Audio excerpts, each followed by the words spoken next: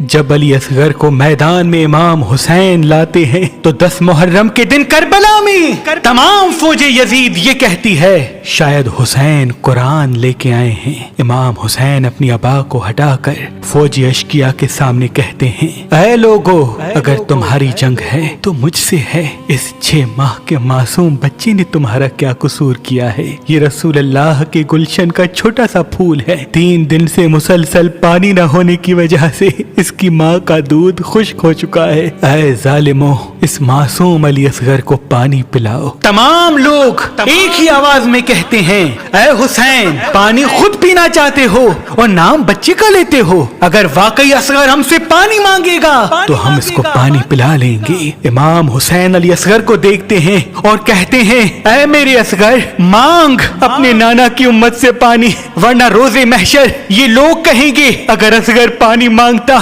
تو ہم اس کو پلا لیتے۔ علی اصغر تمام لشکر کی آنکھوں میں آنکھیں ڈال کے کہتے ہیں اے میرے نانا کی امت، میں تمہارے رسول کا نواسا ہوں، مجھے تھوڑا سا پانی دے دو۔ تاریخ نے لکھا علی اصغر کی آواز میں اتنا درد تھا کہ فوج یزید ہلنے لگی۔ اتنے میں عمر بن سعد کہتا ہے اے ہرملا، دیکھتا کیا ہے، اصغر کا نشانہ لے اور تیر چلا، ایسا نہ ہو کہ اصغر پھر سے پانی مانگے اور فوج یزید بغاوت پہ اتر آئے۔ بس وہ تیر جس سے جانوروں کا شکار ہوتا تھا علی اصغر کا نشانہ کر کے مارا گیا۔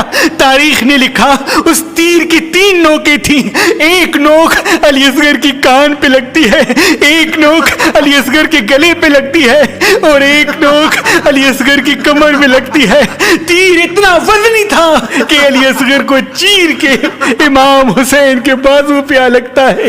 علی اصغر کے جسم سے تھوڑا سا خون نکلتا ہے، تھوڑا سا ماں کا دودھ نکلتا ہے۔ امام حسین علی اصغر کو دیکھتے ہیں اور آسمان کو دیکھتے ہیں، چاہتے ہیں کہ علی اصغر کا خون آسمان کی طرف رواں کریں۔ آسمان روک کے کہتا ہے اے میرے غریب امام، اگر خون اصغر ہماری طرف بھیجا تو قیامت تک ہم پانی نہیں برسائیں گے۔